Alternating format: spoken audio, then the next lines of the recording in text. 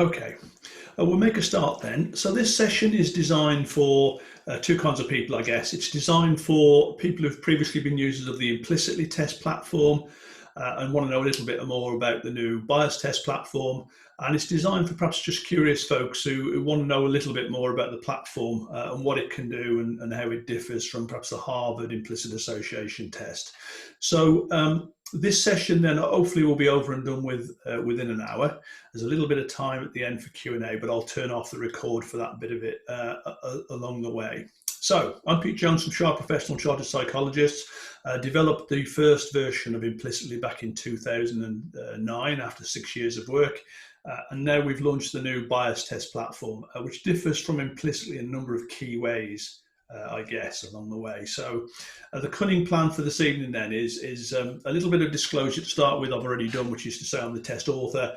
I sell bias test, and therefore obviously I have a vested interest in test sales. So I just make it quite clear that I'm not some kind of independent view on testing. I'm going to give you a bit of an overview of the new platform and how it varies from the old Implicitly platform, including a little bit about Implicitly and its development background. A little bit about how we've made changes to the system access. And I guess that's the biggest change really in terms of system access and administration. Run you through a few of the new tests, show you a few of the new photographs we've taken, the new method for getting results and what the outputs look like. And probably the thing that interests a lot of test users is the new pricing structure. So we're seeing a falling cost of between 55 and 87% from just a fortnight ago since I took the test back from Hogrefer, the test publishers.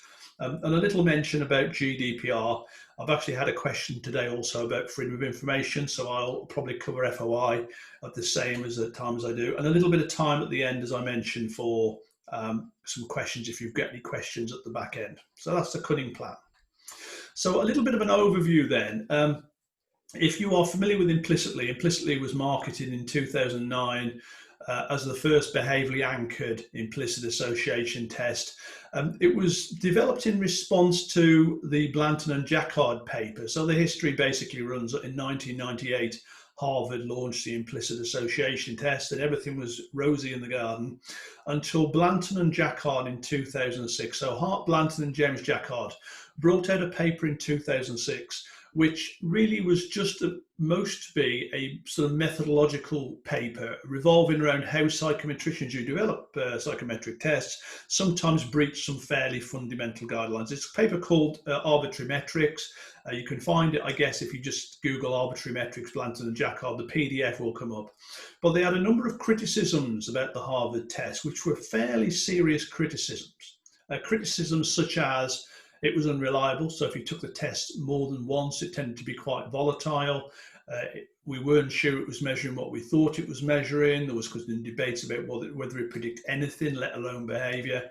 And in many respects, it was a critical criticism of the Harvard IAT. And so when that paper came out in 2006, I adjusted the research that I was doing around bias testing and used the Blanton and Jacquard paper to try and come up with a test that addressed all of the issues that Blanton and Jacquard had got around the Harvard IAT. So Implicitly was launched in 2009 and Implicitly has been running ever since then. It's predominantly been a test that's been used by consultants. So you had to have a day's training to use it. Consultants ran the test, administered the test, interpreted the feedback, did pretty much everything along the way. But that was until about 2 weeks ago when a bias test was launched, and Implicitly, although it's still available to users, it's taken on no new users on the Implicitly test platform, and all new users will only be allowed access to the bias test platform. There are some advantages of the bias test platform, which I'm sure we'll come across as we go through. But the key aim of the new test platform then is to allow low cost, accessible implicit bias testing more widely across organizations. So I've been using the test since before it was launched in 2009, and Implicitly was really a test that got used with managers, senior leadership teams. It was used in a coaching environment. I'll talk a little bit about cost later on, but certainly in terms of cost and accessibility and use, it was the reserve of the few, not the many. The new test then is designed for employer-led volume testing. So it's designed for hundreds and thousands of employees to be tested and be given feedback on their test scores, whereas implicitly was always a consultant-led model. So effectively what it did was small groups where they wanted access to the individual test results so that people, for example, could have a conversation in a coaching arrangement knowing the results in advance. The new test is supported by explanatory animation, because one of the concerns that Blanton and Jacquard had was that we needed to explain what the test was, we needed to explain what the results meant, because there was quite a bit of misinterpretation of results. I've got a Google alert on the Harvard Implicit Association test, and to this day I still get a daily email saying, look, we've done a few I've been on this forum, I've taken this test, it says I'm racist, it says I'm homophobic, it says I'm Islamophobic. That is not part of the Harvard test feedback. They never use that language, but people misinterpret. So we've got to safeguard ourselves against it. And we've done that with an explanatory animation and quite an amount of detailed supporting documentations and advice for all the test takers. The new pricing structure is designed to enable large-scale testing along the way. I've got some strange window popped up, haven't I? I'll get around that. So it's a different beast, if you like, although it fundamentally is the same as the implicitly test. It's actually designed to be used in a different way. And there's no training requirement. So previously you had to book a day on a course down in Oxford, travel to Oxford, get used to the test, qualify.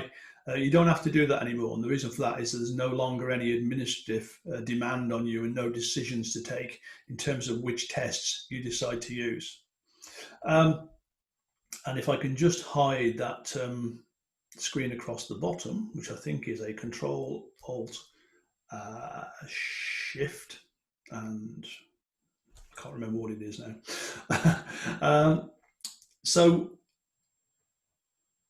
Sorry, I can't see that thing on the bottom there. I'll have to start. Here we go. I'm going to hide my meeting controls. I got you. Oh, and there's no reseller model on this. So basically, what we're not going to have is people buying the test off us and then selling it on at a much higher price, because that was one of the barriers. People were buying the implicitly test and then selling it on at 3 times the price of the original test. And that's not what we want to do. We want to make it accessible further down organizations. So in terms of system access then, there are some changes. The first one I've alluded to already is that the test user, i.e. the person buying the test, will not get access to the personal test results. So with implicitly, they could get access to test results. I could go into the system, I could look at your test results. They will not get access to the results. So this is a system designed basically for employees to test, to get their results, and they have the ownership of that. And we did that simply because it minimized the errors. Most of our time was spent answering questions about what an administrator had done wrongly. It removed that training requirement, and also it improves data security, because what we were finding was that one person was coming on the training, but in the office, everybody seemed to have access to the system. And that's not good for our data security. So we couldn't confirm who was seeing people's test results. Much easier now, because nobody gets to see personal test results except for the test taker themselves. The only access to the new test will be by a generic password and login protected link.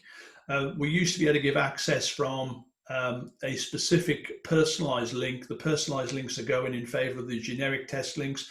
We've been trialing it for 2 or 3 years. It seems to work really well. One of our clients has had the same generic link to testing for about 3 years now while we were trialing this platform.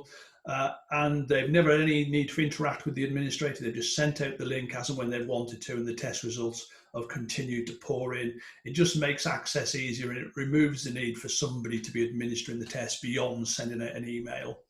Once they've set up the battery and link test for you, then you get to choose when it gets used. You haven't got to wait for that administrator to come back off annual leave. And I've had one in the last week actually where the administrator has gone on annual leave, and the consultant who wants the test results can't get access to the system. And even if he could get access to the system, he wouldn't be able to interpret the results because the administrator, the person trained, wasn't available for them anyway. So with the new system, we don't have that problem with it having to wait for a qualified administrator. It's all done at our end. We have a new open access version, which means basically that you can embed the link in your intranet. People can test when they want. And in fact, I had discussions today with an organization where exactly that was their plan. So every quarter they were going to put a new link onto the intranet, 3 new tests, so that people could, over a rolling period, take a range of tests to get some feedback on where their implicit biases might weigh. So we're no longer waiting for permission from HR or whatever you to take the test. But you can still get access to group data. So you can still get a download with a simple link that gives all the test results for your organization, but it's got all of the personal information stripped off. There's no names, there's no email addresses. All you get is the date of the test that was taken, and what the result of that test was. So if you want to do some analysis, you want to compare yourself, you can do that with a simple data download without any risk to personal data. We have new photographs. So about 18 months ago, we sent a photographic team to a university campus. They plotted up for a week, and they took us a whole range of new photographs. You'll notice they have some rather ill-fitting black t-shirts on. That's because we wanted to standardize the clothes so that there could be no distraction from what the people were wearing. But we wanted people to be, other than that, as natural as they could be. So if you are familiar with the Harvard test, you'll know that they only show that portion of the face. They cut out the hairstyle, etc. And I think that's probably not the right way to go. I think that we take a decision on a whole person, and in particular, things like hairstyles, in particular amongst ethnic minority groups, are actually part of their identity, and therefore I wanted to include that. There are some groups where we've struggled to get enough photographs of the similar style. So what we've done, so the guy in the bottom left of that screen, for example, he's somebody we've actually photoshopped a black t-shirt onto. So we've used a photo supply website, and when we've photoshopped a black t-shirt onto his clothes, there's some, of course, we couldn't get easily. So we couldn't, for example, get women with traditional Muslim dress. So we have actually had to buy 1 or 2 photographs from websites. And that's our practice, by the way. If we can't get the photographs easily or adapt them, we buy them and then we adapt them ourselves. So new sets of photographs, hundreds of new photographs. And typically that's the kind of presentation array. We have a range of different ethnic origins. We have different couples, LGBT couples. We have women with and without children. We have old people, young people. And as I say, we have sort of the traditional dress come different hairstyles as well. So this is the visuals on bias test. We run across the top row. There's 9 visuals on this screen, by the way. The top one is the new animation. So we have a whiteboard animation which explains the test.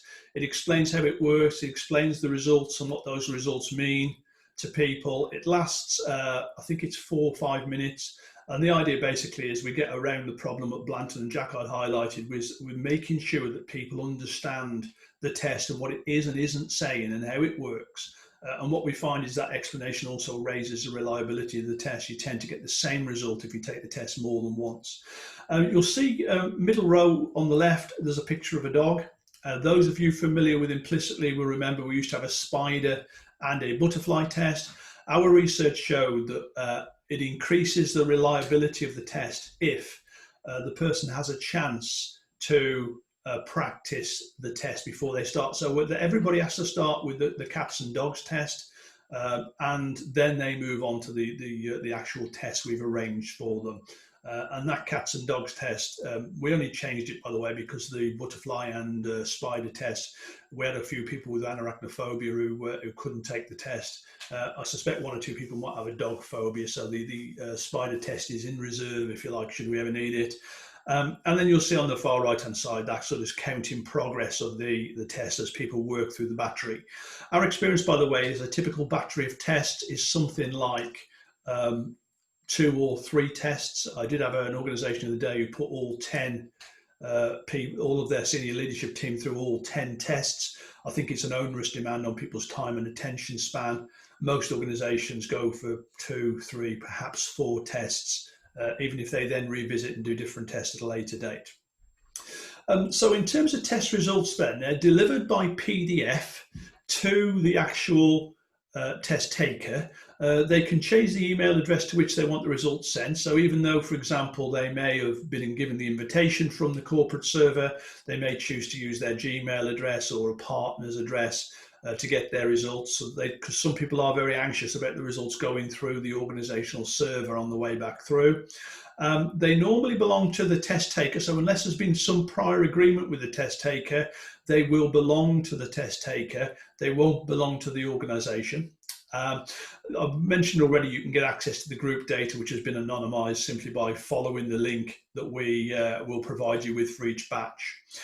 We have a new anonymous testing facility being developed at the moment and some sector auto comparisons, so you'll be able to see how your sample compared to other sectors or other organisations, hopefully, in that process. It'll do a little bit of simple charting for you.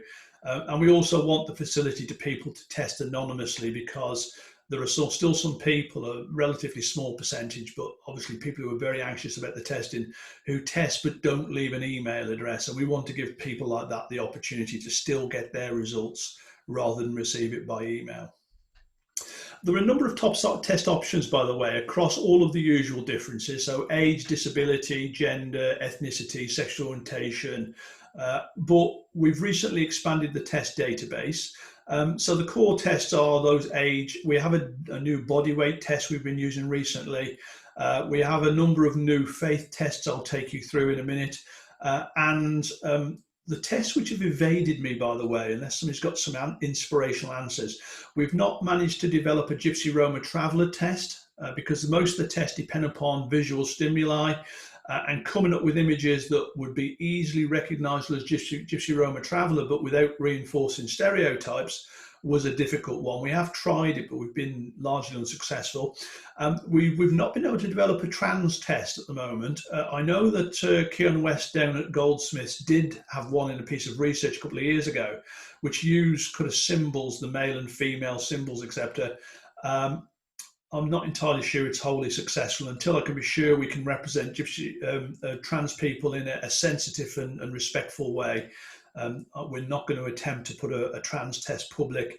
Social background, I wish I could develop a social background test. Representing social background in either a word or a visual format we've tried. We will keep on trying because it's one of the ones we really would like to have. But those are the broad categories that we currently have.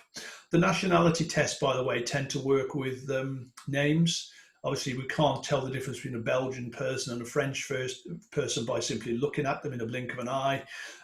So we use the names. So we use typically the top 15 names, surnames from a particular country, and we pitch them against the 15 surnames. You obviously need to be able to know the difference between a French and a Belgian surname to take a nationality test. So we have quite a few ethnicity tests. We've always had a white, black, Asian white, and white Southeast Asian test. Obviously, these are UK references. So Asian really equates to the Indian subcontinent.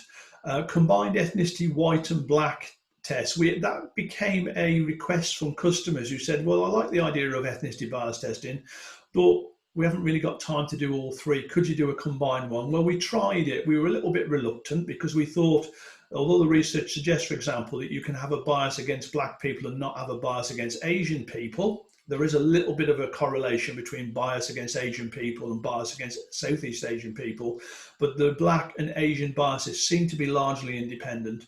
But when we actually tried them, we got very similar results than we got on the collective other tests. So I'm not overly worried. It's actually now the best-selling test, the combined ethnicity test. So in addition to the core test and the combined test, we have a number of variations. So we have a young white black men test. That's currently, interestingly, being used in Canada with the police over there. So they're looking at attitudes towards young black men during training of police officers change from the day they walk through the door to when they leave the training school 14 weeks later. We have a black man formidability test. So do you associate black men with being aggressive, being powerful? Because that might explain sometimes the way that police officers, prison officers might overuse force towards black men if they have a preconceived idea that they are somehow more formidable and dangerous. And we have a number of leadership versions, by the way, both gender and ethnicity leadership versions. And traditionally what we do, and I've got a list, by the way, of all these tests with a little explanation as to what they all measure and what the construct is they're trying to tap. So the white leadership test uses traditional roles such as chairperson, or chair, chief executive, chief operating officer, chief finance officer, chief technology officer, against more junior roles, receptionist, administration clerk, to see whether we associate a group, black, white, male, female, with leadership or follower roles. We have a combined ethnicity test for police professional standards, and we also have a couple of specific ethnicity tests. So one of the things we find, for example, is disparity in the way that black officers and Asian officers are dealt with in the discipline system. And we developed a specific test that looked at how investigators viewed black people in terms of the process of professional standards. So did they see them as, for example, likely to be deceitful, devious, lying, or did they see them as being open and honest and transparent with the investigation? And if you went onto my policing webinar, you would have seen the results of that, suggesting there is a skew in that data, that investigators often associate black people with less positive attributes and men with less positive attributes. So if you're a black man in the discipline system, we should perhaps be slightly worried about that. Same with the Asian one. And we have a young white and black woman test, which is part of the Canadian study, because we want to know whether it's something specifically about young black men, or whether in actual fact it could also be a bias which gets enacted against young black women as well. Gender tests, a whole host of them. So if you're familiar with Gordon Allport's work on the nature of prejudice, there are some dimensions to it, and we've tried to tap them all. So gender value, so do you see one group as more competent, able than the other? Gender benevolence, do you seek to look after and to protect a group? Do you see them as in weak and in need of protection? I've just run that test, by the way, with a group of nearly 50 senior leaders in a manufacturing company. And it was the test where we saw the biggest skew in the data, i.e. that about 1 in 3 of them actually had a benevolent bias around women. So they wanted to protect women from the difficulties and challenges of the work environment. Gender hostility, we've not actually, I don't think we've ever used that test, but to complete the set of 3, we felt we needed to have it. So there's a difference between seeing a woman as in need of protection than being hostile towards another gender group. Gender leadership I've spoken about. Things like gender researchers. So we took the constructs from the VTE Good Research framework, and we built a test around that. So do you see men or women as better researchers? We have leadership tests for the NHS and in higher education and in policing. The big one, I guess, we often use is gender career, and Harvard were the instigators of this test. So do you associate men or women with work like cooking, cleaning, ironing, or with constructs such as promotion, progression, things like that? Again, it's one we see quite a bit of skewing, so we tend to see a lot of association between women and home, cooking, cleaning, ironing, men with work, promotion, progression. We have a gender STEM test, so do you see men or women as more associated with science, technology, engineering, maths and medicine, or with the humanities? I've mentioned the police PSD test, and we have a women with and without children tests. So do you tend to favour women with children or women without children? And that's a really interesting test, by the way. Sometimes, although we get skew within organisations, it can shift between organisations. So the organisation I tested last week had a skew in favour of women without children, but we have worked in a couple of organisations, one law firm springs to mind, where the bias was against women without children. So it's all quite nuanced in that regard. Finally, just a kind of introduction to faith tests. We've traditionally struggled with faith, but we have actually got a range now of faith-based tests. They predominantly revolve around the use of the most common family names. So whether it's Christian, Muslim, most of the ones we're now talking about, by the way, are specific tests. So we've just trialed 3 new tests, which is a Muslim, non-Muslim test, a Hindu, non-Hindu test, and a Sikh, non-Sikh test. We're getting some really interesting results with those tests. They're not on the list quite yet. But you can see that we can tweak and tailor those groups. We can actually either compare 2 groups with each other, or we can actually just take a single group and just see how they compare to people who are not like them. So that kind of gives you a bit of a sense. I haven't gone through them all because we've got a number of tests, but I have got a full list of tests. I'll send you through based upon your registration tonight, and I'll send through the price list as well, because I'm dealing with cost at the very end of this session. So about the use and test access then. So the way that you get into the system is we will create a batch of tests. So you might say, Pete, can you create a batch for new recruits to our organization? So every new starter, because our customer base is, face to face, we want to do the ethnicity test, we want to do a disability test, and we want to do a gender test, say the gender career test, for example.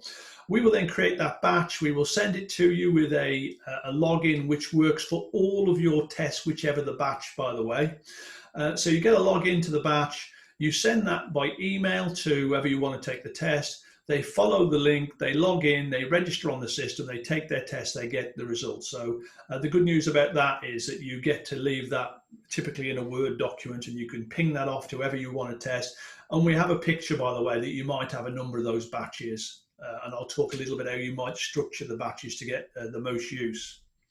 So you might, for example, I think I've mentioned there, look, you might have depending on the kind of organization you are, you might have an induction batch. So you have an ethnicity, age and gender test on one batch, you send it to everybody who's arriving in the organization. For example, if you've got interviewers who are doing your recruiting, you might give them the ethnicity, gender and disability test, because those are the ones perhaps which have the biggest influence when people walk through an interview room door, if it's a visible disability. You might give the managers a different range of tests. You notice I've got a bit of a fixation here with ethnicity. On one of the ethnicity tests. That's because most organizations are interested in ethnicity for all the obvious reasons. But we used the sexual orientation test recently, for example, in an organization where they'd had a few complaints from LGBT staff about some of the pejorative joking and language that was being used. And so we went in to their business, use the sexual orientation test, and then obviously people got feedback on their results, and we fed back to the organization what they look like in terms of ethnicity and sexual orientation. It occurred to me that it might be quite useful if you've got staff moving between areas. So let's say you have a business area where some of the customer base live in quite ethnically diverse areas. It could well be when somebody moves from the Windsor to the Slough branch, you might say, well, you know what, let's do some ethnicity testing. Let's give them some insight to faith and ethnicity. You might be moving somebody to an office where there is quite a prominent LGBT working group or something like that. You might want to just give them a little bit of insight into their biases around sexual orientation before they arrive in their new environment. And finally, the open access idea. So although you can use the open access tests for all of those purposes, you might also, for example, every quarter want to put a new set of 3 tests onto the intranet or send them out to staff. And the idea was perhaps that you didn't want people to take all 10 tests all at one go, but you might do 3 a quarter across the year, different gender test each time, different ethnicity test each time, just to give people a bit of a feel for the breadth of their biases along the way. So that's just my ideas of how it could be used. I suspect you've had a zillion other ideas along the way. So in terms of test output, and I'll apologise for the way this is laid out, by the way, this is actually somebody's real test results. So you'll see some kind of blocks of blue text here. It's just I'm covering up the names and email addresses, etc., of the individuals involved. And what they get in their test results is they get a document like this, which is their bias test report. And what they also get is a document called Beaten and Baffling Bias, which gives some top tips on what they can do. It's got a little bit of action planning, gives them some ideas of the kind of stuff that they can do. You can see there's a partly completed table by way of example there, so that they get some sense of the kind of things that they can do that the research would say makes a difference and mitigates their biases. If they carry them through, they have to have some action in terms of adopting those strategies. So that's the output then, 2 PDFs, one which says here are your results and this is what they mean, one which says here's some ideas of what you can do to mitigate the effects of your biases. So a little bit on GDPR, and I must mention freedom of information after this one then. So we are very, very clear in the test invitation as to the purpose of testing. So what we typically do is we give you a standard email, cover email that says, please send this out with the test. And it says, please take these tests. The reason we are testing you is because it's part of a development program. It will cover who's seeing the data, how long it's going to be kept, and all of the information that they need to give informed consent to testing. It will tell them that we delete the data after 90 days. Sometimes it can be 120 because it's not a rolling 90-day. We do it every month, so it could technically be up to 120 days. But they can, if they want to, email us and we'll delete their individual data at any time up to that limit. But once that limit is reached and we've deleted it, it's not coming back. We can't get it back. So don't come back to us saying, oh, I didn't save my PDF, because it's gone forever. As I've mentioned, there's no access to the named data for the test user. So when you download the Excel file, all the names and emails are stripped off. All you get is the date, the test that was taken, and the result. We have a standard data processing agreement, which is on our website, but obviously we're more than happy to look over if you have a data processing agreement which you habitually use. The police service has one, for example, developed by the National Police Chiefs Council, which is the one upon which ours is based. So it's been agreed with the NPCC solicitors and at ours at this end as well. It's been penetration tested. So we had Sec1, who are now part of the Clarinet Group Security, who tried to penetrate it. So we gave them all the passwords, all the links, and they tried to get in, and they gave us a report to say that it was clear of any risk to people getting into the system. And I will mention very briefly the Freedom of Information Act here. We have a number of requests, people saying, well, what happens if, you know, a member of the public says, I've been treated badly by this person in your organization. I understand that you did some bias testing. Please, will you disclose the result of the bias testing to us? Now, I think I've already mentioned we have a 90-day limit on the test, so the data is deleted after 90 days. Although we will retain organizational level data, we will not retain personal data past the 90 days, and therefore we will not disclose data until we get a court order for individually disclosing. And if it's gone, it's gone. We can't get back what has already gone along the way. So about costs then, the cheapest and most cost-effective way into the system, especially for a large organization. I've had a conversation with one of those organizations this morning. So they were talking about testing 4,000 of their staff with 3 tests. So it's 12,000 tests. They're going to do it very quickly in the next 3 months. The annual licensing fits well for them, because what they get for that, if they're buying a minimum of 5,000 tests, then they can buy those tests for just £1.50 each. So that compares to the £11 that was being charged when implicitly was being sold by Hogreffer just 2 weeks ago.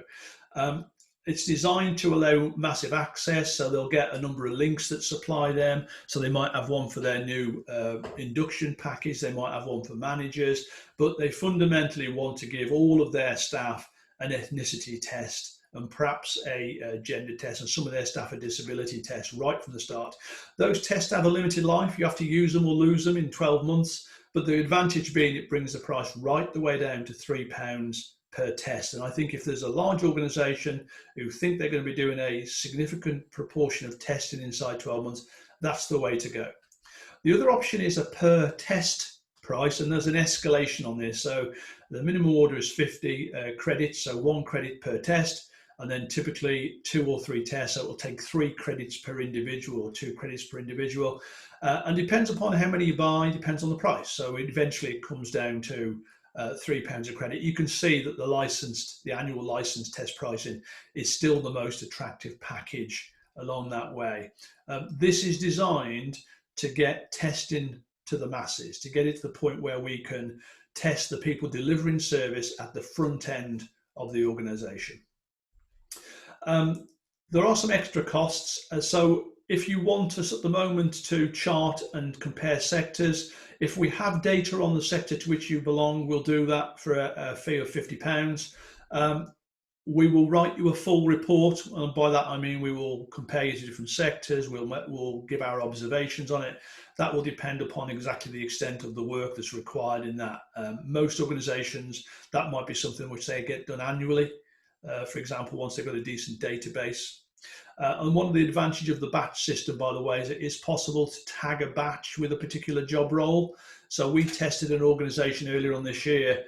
We tested 1,000 people, and it was broken down into 21 different batches. So it was the people who worked in one particular division of the company, It was the people who were working on the front line, who were supervisors, who were leaders, and we were able then to break the data set down and to give some quite nuanced responses to what they look like as an organisation and at what parts and at what seniority in the organisation the main problem seemed to be existing, but secondly, where the people with the most positive attitude were perhaps with the people who they should be seeking to get involved in being ambassadors for the diversity inclusion agenda. So we will do a full report. It's probably something you don't want to do all the time, but you might want to do it perhaps once a year or something like that. There is a £10 fee for every generated link. So, for example, that organisation had 21 links, so that would have cost them £210. You get that free with the annual license. So if you start off by saying, please give us 5,000 tests and give us 25 links, these are the groups we want to have a link, we will generate those links for you and give you a download link so you can actually download the results from each of those batches separately. We do bespoke test development. So I'll give you an example.